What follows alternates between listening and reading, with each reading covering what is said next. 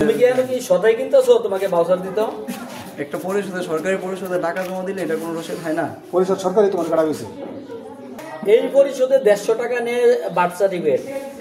বাংলাদেশে কোথাও কোনো পরিষদে 150 টাকা বার্থ সার্টিফিকেট নেয় না, 200, 300, 500। এটার জন্য কি ওই যে ট্যাক্সের টাকা নেয় এগুলোতে খরচ? 100 টাকা তো কি তোমার কি হয়েছে? আমি আসছি তো। বাড়ি কোথায়? যমুনা। যমুনা কোন পাড়া? দক্ষিণ পাড়া। দক্ষিণ পাড়া। তোমার আপুর নাম কি? বিলিয়ার জহিরুল হক। কি হয়েছে বিষয়টা বলো। আসছি তো নিবন্ধন নিয়ে আসি, নতুন নিবন্ধন। তো আমি জানি 50 টাকা ফি শিশুদের দিলাম, পরে বলতেছে 50 টাকা হবে না, 50 টাকা হবে না, 50 টাকা হবে না, 50 টাকা হবে না। মোবাইলটা 50 টাকা বার্থ সার্টিফিকেট। এটা বয়স কত দিকে?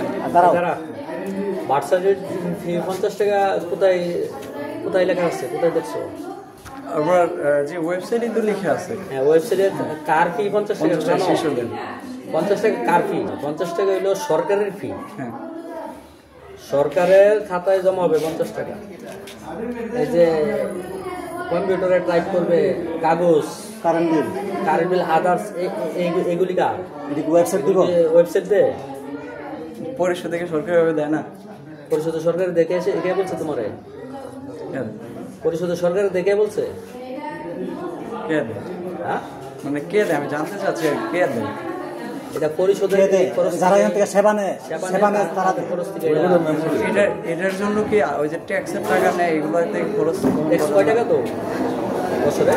যে মানে সবার কাছে সার্টিফিকেট আছে তোমার সাথে?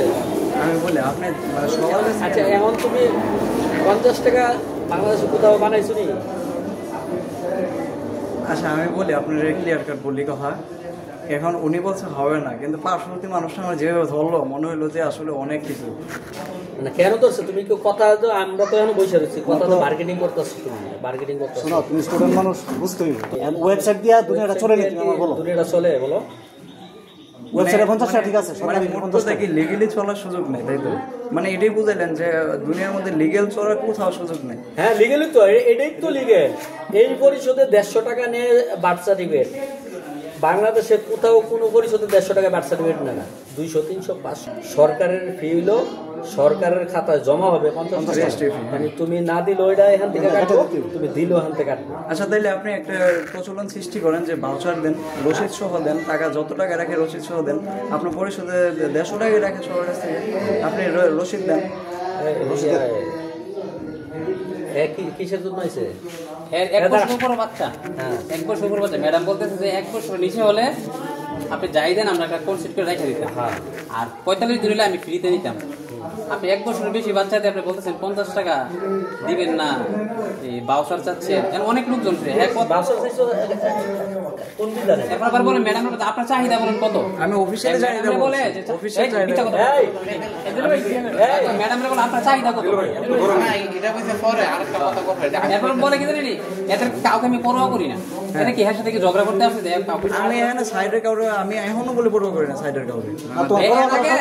দাঁড়াও, তোমার সাইডের পড়া করার তো দরকার নাই। দাঁড়াও, তুমি এসে সার্ভিস নেওয়ার জন্য, ঠিক না? তোমার সার্ভিস নিয়ে তুমি চলে যাবে, তুমি কারোর পড়া করার তো দরকার নাই। এত কথা বলো কেন? দরকার আছে তোমার